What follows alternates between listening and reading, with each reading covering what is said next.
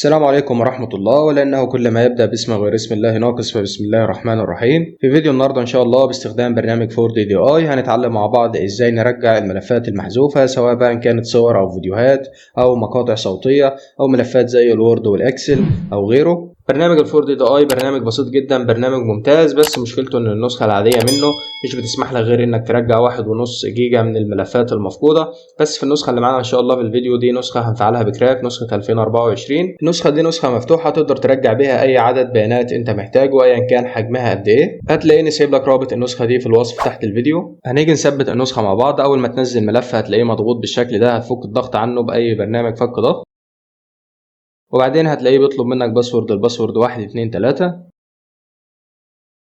بعدين هتلاقيه فك الضغط عن البرنامج بالشكل ده، هتفتحه هتلاقي فيه ملفين من جوه، ملف الكراك وملف الانستول الخاص بالتطبيق.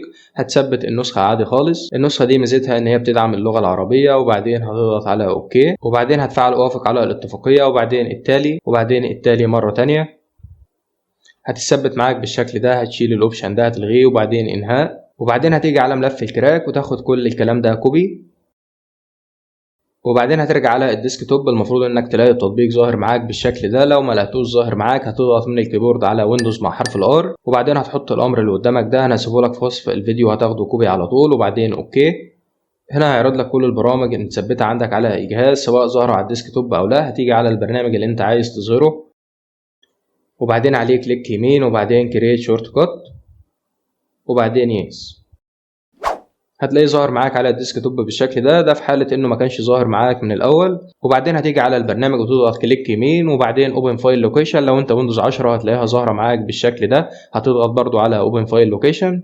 هنا يفتح لك الملفات الخاصة بالبرنامج. هتيجي تعمل بيست للملفات اللي انت اخدتها كوبي من هناك، وبعدين ريبليس. هتلاقيهم اتحطوا معاك هنا بالشكل ده. بعدين هترجع تفتح البرنامج عادي خالص، بعدين هتضغط على التالي. هنا النسخة طلبت معايا تحديث لأن الجهاز موصل بالنت، فأنت ما تحدثش النسخة نهائي لأن احنا فعلنا الكراك على النسخة دي. النسخة دي اللي هتفضل شغالة معاك، فأنت اعمل تخطي مفيش مشكلة.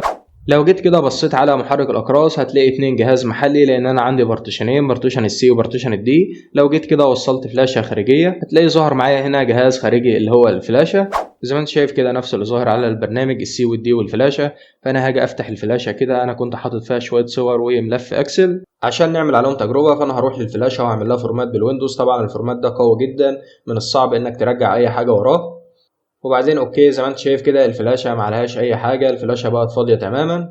هنرجع للبرنامج وهنعمل تحديث من فوق من هنا عشان يعيد قراءة الفلاشة. زي ما انت شايف كده الفلاشة ظهرت معلهاش أي حاجة.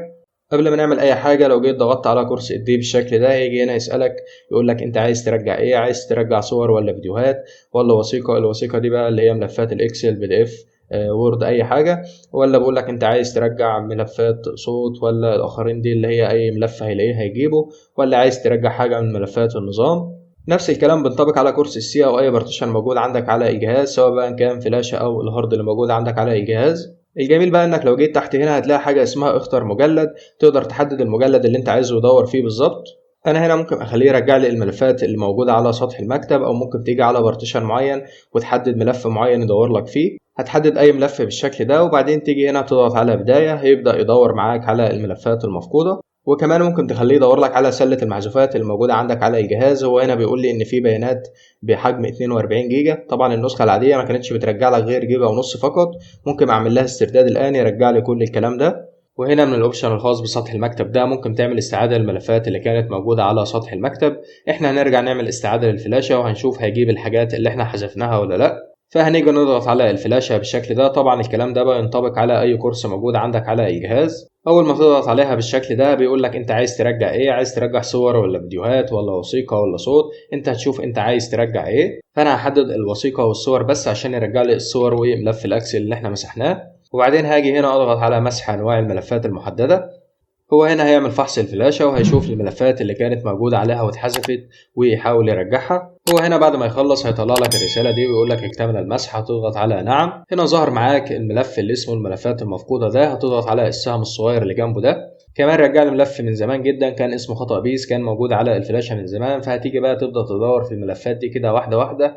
أول ما تضغط على الملف هيعرض لك اللي فيه في الجنب التاني ده، هتيجي تبدأ تدور على الملفات المفقودة منك واحدة واحدة. لو جيت على مثلا الصورة دي وضغطت كليك يمين زي ما انت شايف هنا كلمة معينة، تقدر تشوف الحاجة الأول قبل ما تعمل لها استعادة. هنا البرنامج رجع لنا الصور اللي احنا لسه عاملين لها حذف من شوية، وكمان جاب لنا صور قديمة كانت موجودة على الفلاشة قبل كده. ولو جيت بصيت تحت شوية هتلاقي في الملف اللي هو اسمه XLS و XLSX هتلاقي فيهم الملفات اللي كانت محذوفة اللي شبه ملفات الوورد والباوربوينت والإكسل والحاجات دي. لو انت حاسس ان الدنيا ملخبطة معاك ومش مفهومة، هتيجي من فوق من هنا وتضغط على كلمة النوع بالشكل ده، هتلاقي ظهر معاك الصور والوثيقة، الملفات اللي انت كنت محددها في الأول اللي هو كان بيدور عليها. فلو جيت جنب الصور كده وضغطت على السهم الصغير ده هيعرض لك كل الملفات اللي هو لقى فيها الصور. وكذلك كلمة الوثيقة لو ضغطت على السهم الصغير اللي جنبها هتلاقيه برضو فتح لك كل الملفات اللي هو لقاها. طيب دلوقتي بعد البرنامج ما لقى الحاجة بتاعتك والدنيا تمام، انت دلوقتي بقى عايز ترجعها وتحفظها عندك على الجهاز. فهتحدد الملف اللي انت لقيت فيه الحاجة بتاعتك بالشكل ده،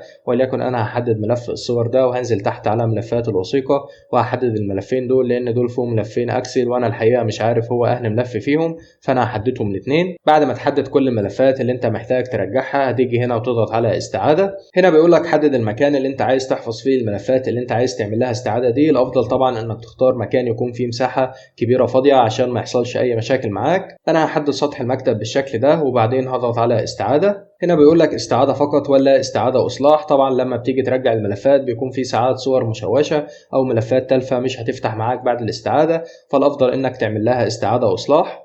هو بدأ في عملية الاستعادة بالشكل ده. الموضوع ده بياخد وقت على حسب الملفات اللي انت محددها كتير ولا شوية. هو هنا بعد ما خلص على طول فتح لي الفولدر اللي هو حفظ فيه الملفات. فانا هقفل الفولدر ده بالشكل ده وهوريك ان هو حفظه على سطح المكتب بره. زي ما انت شايف كده هو حط لي ملف على سطح المكتب فيه الملفات اللي هو رجعها. فانا لو فتحته بالشكل ده هتلاقي فيه ملف اسمه جميع الملفات. لو فتحته بالشكل ده هلاقي فيه الصور والوثيقة اللي هو رجعها. فلو جيت كده فتحت الصور هلاقي هنا الصور اللي انا كنت لسه عامل لها فورمات من شويه على الفلاشه شغاله ما فيهاش اي مشكله. لو جينا برضو نبص هنلاقيه رجع معانا ملف الاكسل اللي احنا كنا ماسحينه بالشكل ده، مفيش اي مشكله. بس كده فيديو النهارده خلص. يلا سلام، اشوفكم فيديو جديد.